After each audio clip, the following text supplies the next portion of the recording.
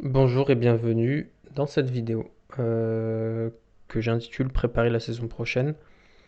Dans cette vidéo, je vais exposer les points qui, selon moi, vont permettre à l'OL de performer au mieux et de réussir la saison prochaine.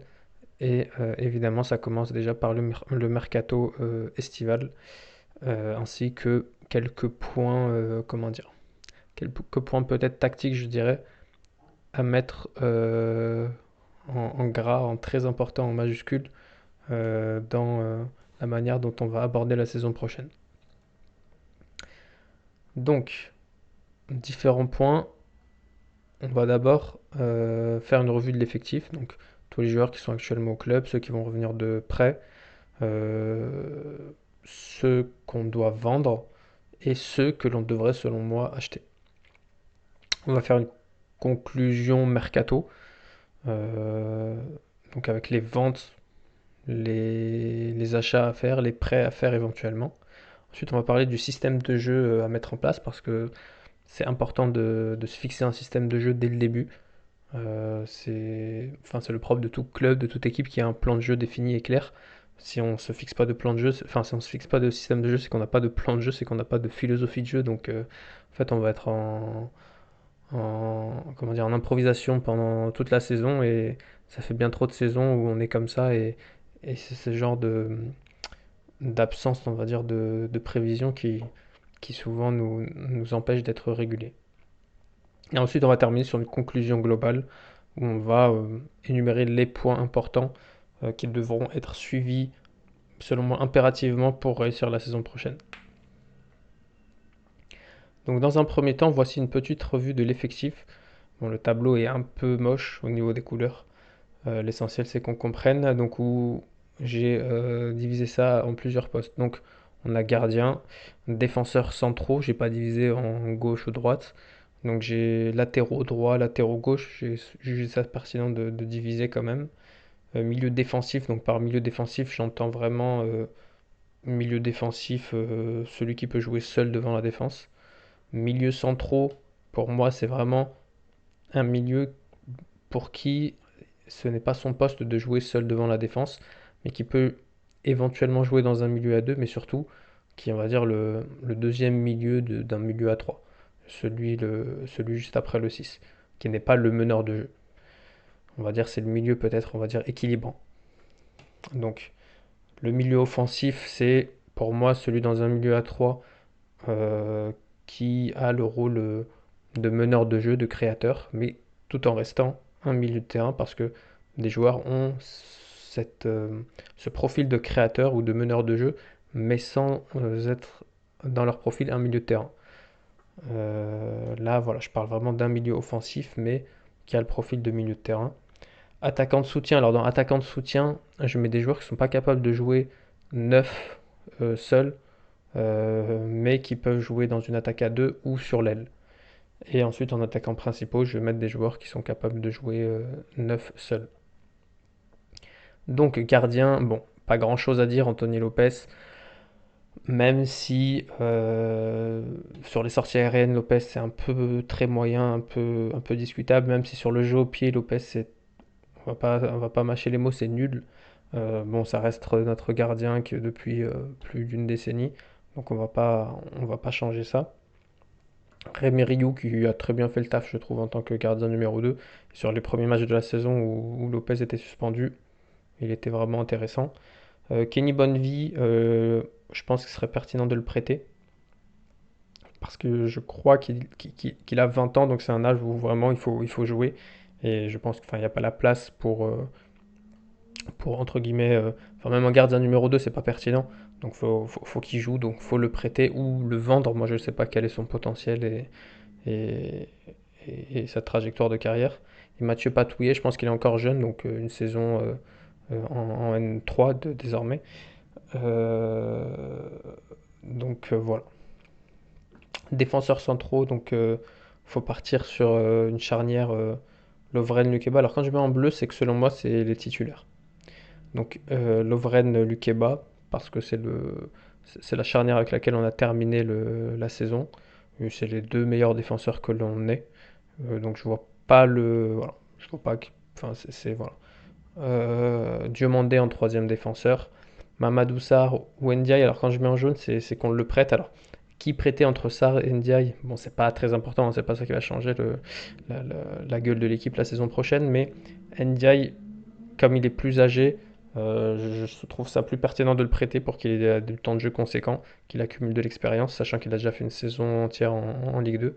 Tandis que Mamadou Sarr, il a que 17 ans, donc c'est pertinent qu'il continue à faire sa saison en N3 et que de temps en temps, il vienne jouer dans le groupe quand on aura besoin de lui ou sur de petits matchs où on peut le faire jouer, par exemple en Coupe de France contre de petites équipes, ou même en Ligue 1, rentrer par exemple dans les 20 dernières minutes de jeu, tout en faisant une saison complète en N3 parce qu'il aura besoin de rythme.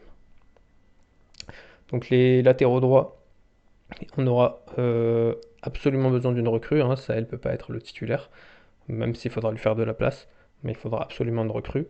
Et à gauche, alors à gauche j'ai mis moitié vert, moitié rouge. Je pense que Tagliafico, il a pas l'air très très content d'être là. Donc je serais pas contre le vendre, honnêtement. Surtout que son profil, alors c'est quelqu'un qui se bat, c'est vrai, quelqu'un qui est là dans les duels, qui a une très bonne mentalité, mais c'est un joueur qui est très lent et souvent euh, difficile de le trouver lancé.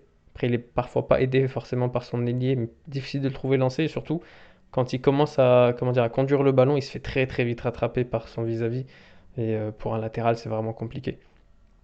Il faut quand même un latéral rapide. On a déjà beaucoup de joueurs qui jouent dans les pieds, qui prennent pas beaucoup la profondeur. Il faut au moins que nos latéraux puissent le faire, comme un Gusto, comme un Koumbedi. Si notre latéral gauche peut pas le faire, Enrique derrière, pareil, il peut pas le faire. Donc, euh, donc voilà, c'est pour ça que ça me dérangerait pas de vendre Tagliafico, mais c'est pas une priorité du mercato. Pourquoi vendre Tagliafico et pas Enrique? Parce que je vois mal Tagliafico accepter un poste de numéro 2 si on recrute un latéral gauche derrière. Après, pourquoi pas vendre Enrique, garder Tagliafico en numéro un et une recrue, on va dire, prometteuse en 2. C'est possible aussi.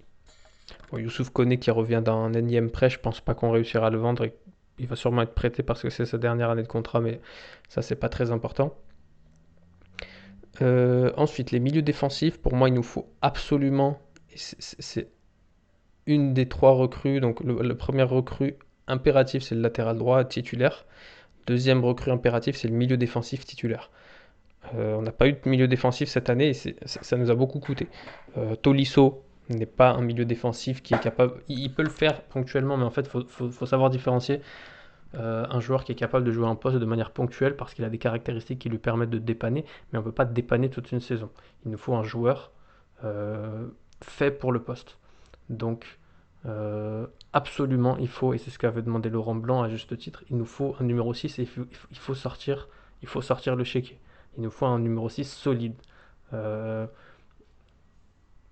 pour les caractéristiques, j'en parlerai plus tard, mais moi je vous vois un profil, je parle du profil, je ne parle pas du joueur, mais à la Gonalon Prime, à la Diarra Toulalan, bon, ce genre de numéro 6, voilà, très fiable, titulaire indiscutable. Et derrière, en numéro 2, Le Penant, qui a été recruté en tant que numéro 6 à la base. Laurent Blanc le fait jouer 8. Il y a un moment, il le faisait jouer 8 avec Cacré dans un milieu à 3, mais c'est pas du tout son poste. Donc Le Penant, voilà, derrière cette recrue.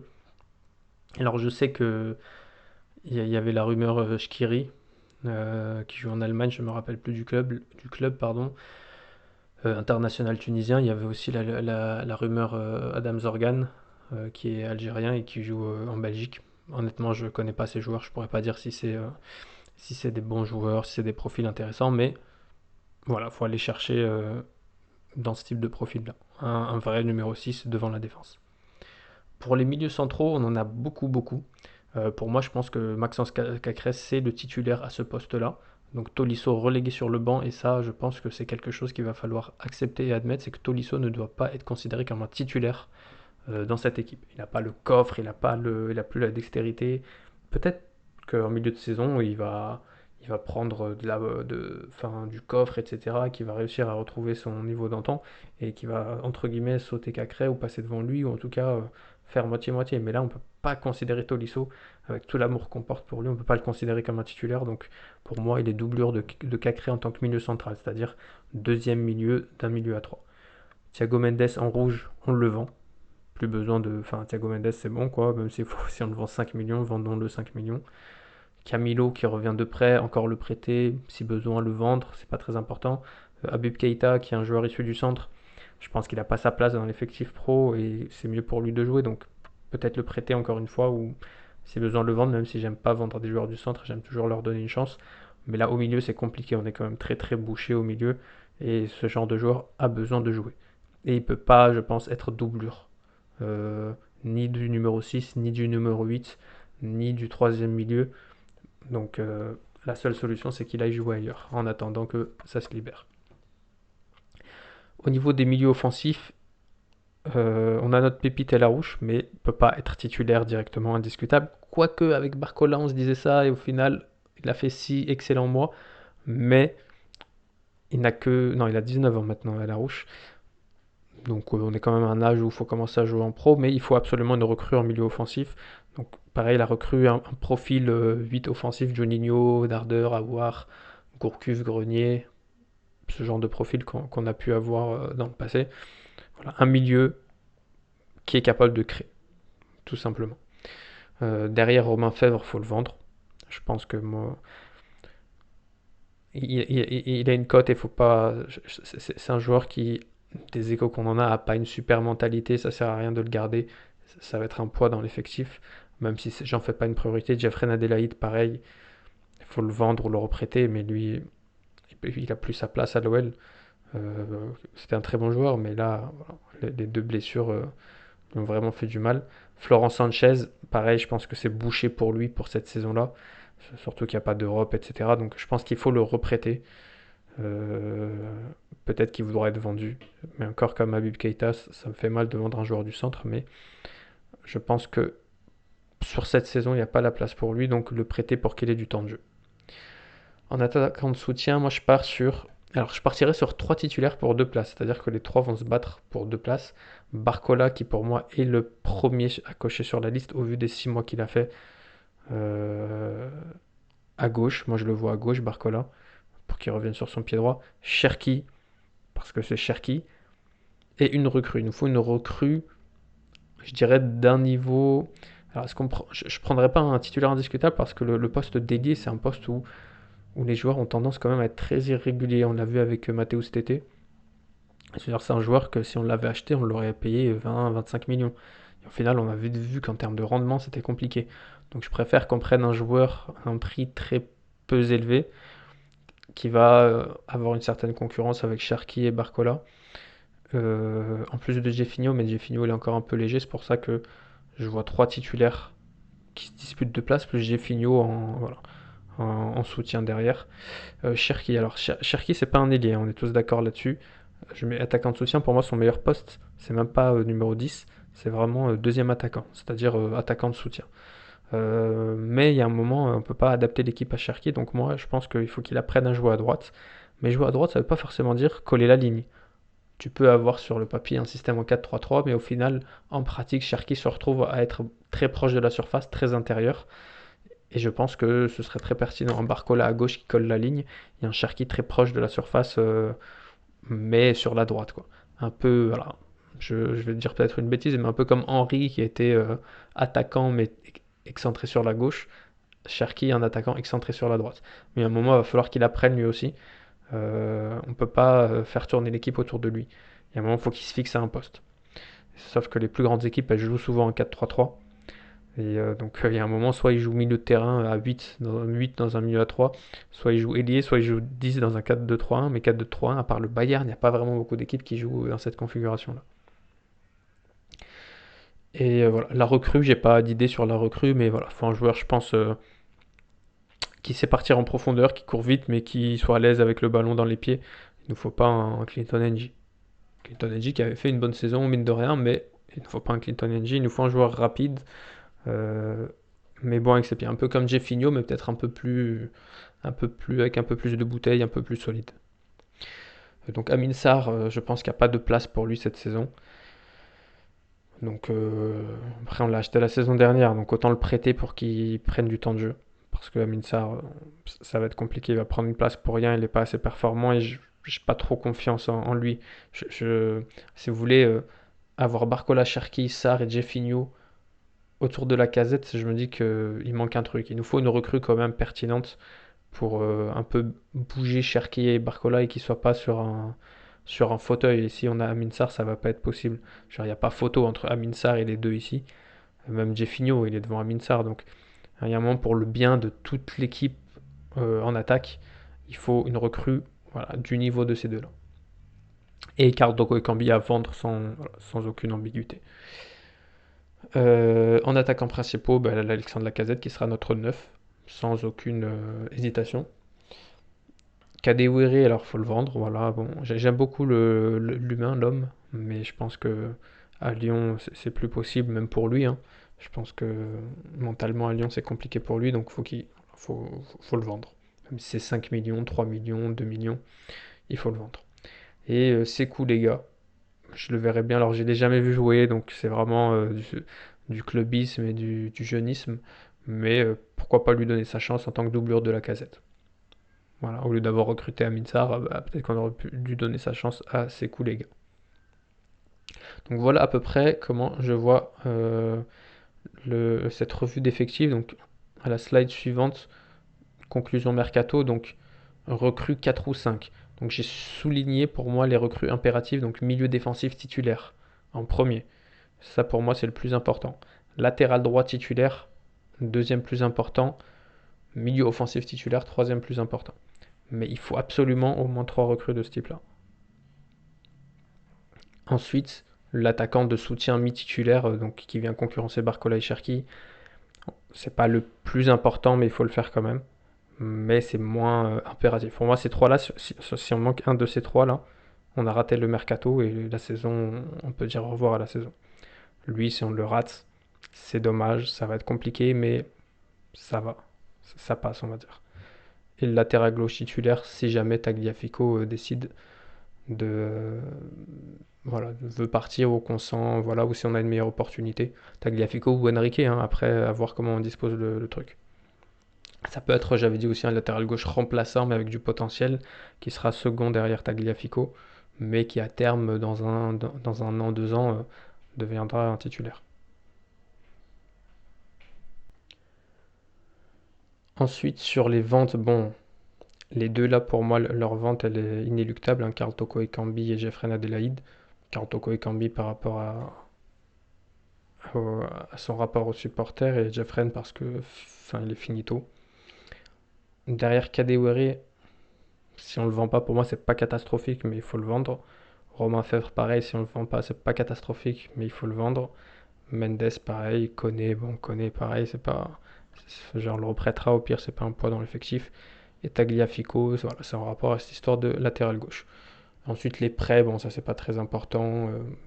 La plupart, c'est des joueurs du centre et Amin Sarr. Si on arrive à tous les prêter, ce serait vraiment bien pour tout le monde. Donc voilà, moi, comment je vois la disposition de l'équipe l'année prochaine. Donc 4-3-3. Pour moi, il faut partir sur un 4-3-3.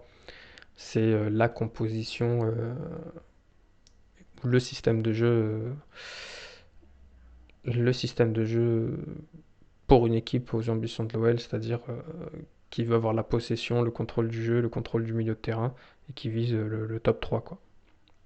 Et donc là-dessus, on voit que 1, 2, 3, 4, les 4 recrues, alors on va dire que ces trois-là, le milieu créateur, le milieu défensif et le latéral droit sont vraiment, vraiment, vraiment impératifs. Éventuellement le latéral gauche, mais voilà comment on dispose. Comme j'avais dit, Cherki, dans son profil, il ne faut pas qu'il colle la ligne. On le met à droite ici, on sait que c'est pas son poste, mais faut que voilà, il soit plutôt dans le half space droit ici, très proche de la surface. Et je pense que c'est très très important de laisser le rôle de la création au numéro 8 ici. Donc la recrue et à la rouge quand il jouera. Cherki doit décharger ça parce que c'est pas. Beaucoup pensent que c'est un meneur de jeu. Ça ne l'est pas du tout en réalité. Il a cette palette là, mais il peut pas avoir les clés du jeu, il ne peut pas être responsabilisé en tant que numéro un, en tant que créateur numéro un, et encore moins sur toute la durée d'une saison. Donc, il faut oublier Cherki pour moi, créateur. Il faut plutôt voir Cherki comme un finisseur. C'est comme la casette. La casette, il a cette palette-là de création, mais c'est avant tout un finisseur. Cherki, c'est pareil. Donc voilà un peu la composition, donc on va un peu rentrer dans le détail. Donc le système de jeu défensif, faut arrêter avec ces histoires de défense à 5, machin truc, piston, défense à 4. Faut même pas se prendre la tête, défense à 4, on se pose pas de questions. C'est le plus solide, c'est le plus équilibrant, c'est le plus fiable, à moins que tu aies une identité de jeu très très forte, par exemple dans un système à 3 défenseurs, comme peut l'avoir un Tuchel, un Nagelsmann, un Antonio Conte. Ça sert à rien d'avoir une défense à 3. Donc là c'est du Laurent Blanc, donc défense à 4. Donc la charnière titulaire, c'est Lukeba Lovren, qui est assez solide, qui nous l'a prouvé et qui a en plus des automatismes. Et on a Diomandé qui, en troisième, moi, je suis pour le garder, même s'il a fait beaucoup de gaffes. Il a un profil physique que n'a pas Lukeba, qu'a Lovren, mais peut-être sans. Bon, le Diomandé, il est un peu plus explosif, on va dire. Et c'est vrai que Lovren et Diomandé, à un moment, ils ont fait une bonne paire. Une paire plutôt complémentaire. Donc, moi, voilà, ces trois-là, je dirais même qu'en fait, les trois se disputent la place de titulaire, mais Lovren et Lukeba ont quand même de l'avance, quoi. Diomandé, c'est vraiment le troisième, mais qui sera là très souvent. Je pense que ça, c'est important. Ils ont du vécu ensemble et qu'il faut garder cette charnière. Il y a une probabilité qu'on vende Lukeba, même si j'espère pas. Dans ce cas-là, pourquoi pas le remplacer par Umtiti? Je sais pas du tout la saison qu'il a fait, je sais pas quel est son état physique. C'est un peu un pari. Mais si on vend Lukeba, qu'il y a une grosse somme qui est posée sur la table, bon, je pense que le plus pertinent ce serait de rapatrier Umtiti, qui a le même profil à peu près, qui reste un joueur d'expérience, qui a fait apparemment une bonne saison avec Elche, c'était Elche il me semble. Donc pourquoi pas. Sarr, bon, du coup, après, est-ce que Sarr ou est-ce que c'est Ndiaye qui sera numéro 4? Moi, ce serait bien que Sarr fasse une autre saison en réserve euh, pour prendre de la bouteille, tout simplement. Il a que 17 ans et du coup, il viendra en pro pour suppléer si besoin. Et Ndiaye, lui, sera plutôt prêté pour faire une autre saison complète, peut-être, pourquoi pas en Ligue 1, maintenant qu'il en a fait une en Ligue 2. Donc le latéral droit titulaire est complet pour animer et solidifier le côté droit, ça c'est aussi vraiment impératif.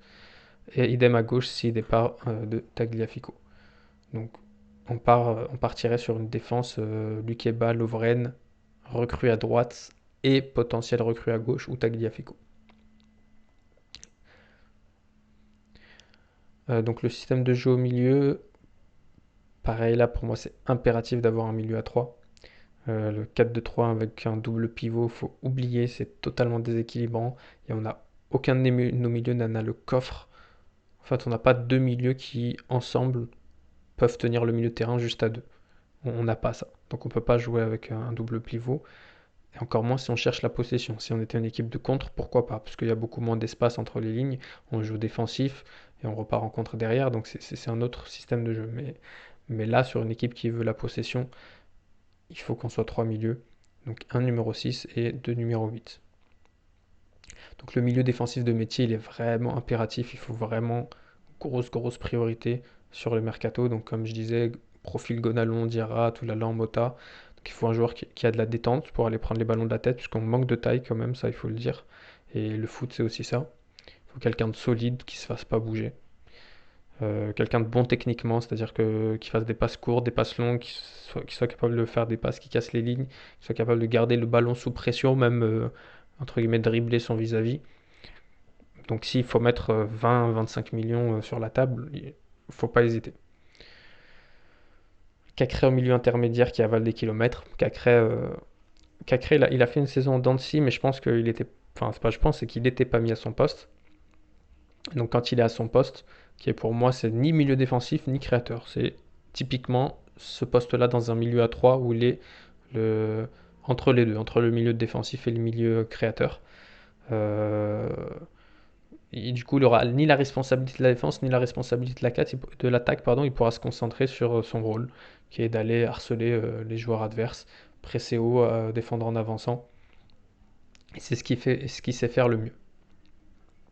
Tolisso en sortie de banc, il faut vraiment pas compter sur lui en tant que titulaire. C'est super important de vraiment euh, pas considérer Tolisso comme un titulaire, sinon ça va vraiment changer. Si on le considère comme un 6, on va peut-être dire oui, bah, il peut être notre 6. Non, il faut un 6, il faut acheter un milieu défensif. Tolisso, il sera sur le banc. C'est dommage, on aime tous Tolisso, en plus il a un gros salaire, mais sportivement, il ne peut pas être titulaire. C'est factuel. Sportivement, il n'a pas le coffre, il est trop lent, il joue un peu comme un sénateur, mais enfin, c'est pas de sa faute, c'est que physiquement il est diminué et on peut pas, à un moment, on est en équipe de foot professionnelle qui cherche le top 3, il y a des exigences physiques. Donc Tolisso, il rentrera les 20 dernières minutes d'un match, il jouera un match titulaire sur 3, mais il ne doit pas être titulaire régulièrement. Et ensuite, un milieu offensif créateur impératif. Donc profil Juninho, Paqueta, Aouar, Darder, Gourcuff, Grenier, mais vraiment avec un abattage physique digne d'un milieu de terrain. Ça reste un milieu de terrain et c'est pour ça pour moi qu'on ne peut pas mettre Cherki en tant que créateur. Il nous faut absolument trois milieux de terrain qui ont ce profil de milieu de terrain. Un milieu défensif, Cacré et un 8 créateur avec un abattage. Pour avoir vraiment une maîtrise du milieu, que ce soit techniquement ou physiquement, dans l'intensité physique, dans l'impact physique. Ça c'est vraiment ce qui nous manque. Ça fait longtemps qu'on n'a pas eu trois milieux de terrain vraiment impactants. Ensuite en attaque, donc pareil, c'est un système avec un 9 et deux ailiers, comme l'époque du Grande Genesio, où il nous avait mis Cornet à gauche, Ghezal à droite et Lacazette en 9. Bah, mine de rien, c'était pas si mal en termes d'animation, ça faisait le taf. Donc un 9, deux ailiers, donc comme je disais tout à l'heure, un ailier pur, Barcola, et l'autre plus proche de l'attaquant, Cherki. Ça peut se muer en trio axial avec un 10 et deux 9, dans ce cas-là, ce serait Cherki en numéro 10 et Barcola et Lacazette en 9, ce qui ferait un losange. Même dans cette situation-là, il ne faut pas que Cherki ait les clés de la création. Celui qui a les clés de la création, ça doit être le numéro 8. Ça doit être le troisième milieu de terrain, le milieu de terrain créateur. Barcola, donc, pour moi, il a gagné sa place de titulaire. Honnêtement, il y a 6 mois, j'étais pour l'intégrer à l'équipe, mais je pensais pas du tout qu'il avait le coffre. Parce qu'il est frêle, hein, il est tout mince, etc. Mais le mec, il est incroyable. Il a gagné sa place de titulaire. Il joue des matchs de 90 minutes. Je me souviens quand le PSG il continue à presser comme un dingue à la 88e minute sur le défenseur. Je crois que c'était Marquinhos. Donc non, Barcola, il a assurément gagné sa place de titulaire. Mais attention, saison de confirmation. C'est pour ça que c'est important d'avoir une recrue qui vient, entre guillemets, le titiller un peu. Donc Cherki, pour moi, il arrive derrière Barcola dans la hiérarchie. Euh, donc voilà, il faut que cette recrue puisse concurrencer et Cherki et Barcola. Comme je l'ai dit, 3 joueurs pour 2 places. Je pense que c'est le plus pertinent devant. Et comme je l'ai dit plusieurs fois là dans la vidéo, dans tous les cas, Cherki ne doit pas avoir la responsabilité, j'écris le responsabilité, mais c'est bien la responsabilité de la création. Il doit se concentrer sur le dernier geste, sur la zone proche de la surface, tel un finisseur. Pour moi, Cherki, son meilleur poste, c'est quand il est aux abords ou dans la surface. C'est là où son jeu de dribble, etc., est très tueur, parce que dès lors qu'il s'ouvre un angle de tir, là, il peut marquer. Alors c'est vrai que cette saison, il a été très peu en réussite, mais les saisons d'avant, c'était vraiment là où, je me souviens, où quand on était encore sous Peter Boss, à un moment, il rentre et je crois que c'était pour sa prolongation de contrat. Et dans la surface, il fait des folies, quoi. À un moment, il met une barre surpuissante. Donc c'est ce Cherki là, en fait, c'est finisseur. C'est vraiment un attaquant Cherki. Il faut le considérer comme tel et il faut le faire travailler sur la finition. Donc ça, c'est très important pour bien comprendre Cherki. Cherki, c'est un finisseur, donc il doit être attaquant, proche de la surface, et on doit lui amener les ballons. Qui doit lui amener les ballons? Les milieux de terrain, en l'occurrence le 8 créateur. Mais c'est pas lui qui doit venir amener les ballons, c'est pas lui qui doit aller chercher le ballon, créer le jeu comme un numéro 8 offensif ou un numéro 10. C'est vraiment super important de comprendre ça.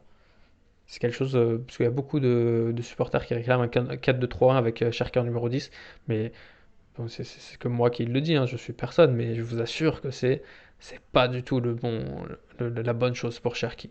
Même s'il est meilleur axial, comme je dis, le système de jeu, c'est pas parce que sur le papier il est à droite qu'il ne peut pas se reporter dans l'axe. Mais en termes de rôle, il ne doit pas avoir la création, on ne doit pas faire tourner le jeu autour de Cherki, il ne doit pas avoir les clés de la création. Très très important. Si on ne comprend pas ça pour l'année prochaine, si on s'abstient de recruter un créateur en se disant que ça va être Cherki notre créateur, on fonce droit dans le mur. Idem, si on se dit pas besoin de recruter un numéro 6 parce qu'on a Tolisso, on fonce droit dans le mur. Donc j'espère que c'est vraiment des erreurs que le board lyonnais va pas faire, que le nouveau recruteur ne va pas faire. J'espère qu'ils sont conscients de ça. Et donc on va finir sur une conclusion globale. Donc 3 recrues titulaires sont impératives. Donc ça va vraiment nécessiter de mettre de l'argent à la poche. On va vendre des joueurs, on a déjà vendu Gusto, on va peut-être vendre Fèvre, Toko. Bon, il y a un moment on sera peut-être en déficit, mais si on veut retrouver la Ligue des Champions, on ne peut pas faire autrement.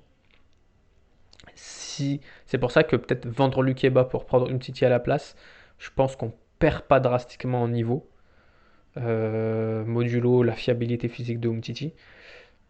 Si ça peut nous permettre de faire des recrues sur les 3 postes indiqués, je pense que je préfère perdre Lukeba et avoir mon milieu défensif, mon milieu offensif créateur et mon latéral droit, plutôt que garder Lukeba et manquer un de ces 3-là. Je pense que ces 3 recrues dont on parle sont plus importantes que Lukeba. Donc si on doit vendre Lukeba pour les faire, ces trois recrues, même si ça me brise le cœur, je pense qu'il faut le faire. Derrière, on prend Umtiti. Bon, c'est un peu l'histoire qui veut ça. Je pense que ça va se faire dans tous les cas, en espérant qu'il tienne physiquement.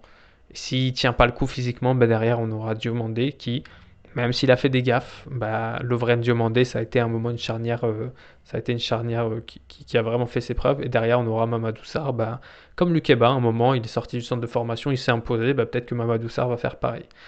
Et Lukeba, c'est pas non plus l'assurance tout risque. Il en a fait des gaffes aussi. Donc c'est pour ça que s'il faut le vendre pour faire les 3 recrues titulaires, moi, j'y allais. Si on me pose ce dilemme-là, oui, je vends Lukeba. Donc le système préférentiel, c'est le 4-3-3, c'est vraiment impératif. Ça aussi, il faut vraiment que tout le monde parte sur cette idée-là. Vendre Karl Toko et Cambi et JRA, c'est vraiment aussi impératif. Ça va être des poids au vu de leur statut, de Karl Toko et Cambi au vu de sa mentalité et de ses déclarations. Jeffrey Adelaide, il peut pas cirer le banc. C'est un joueur qui techniquement était vraiment excellent.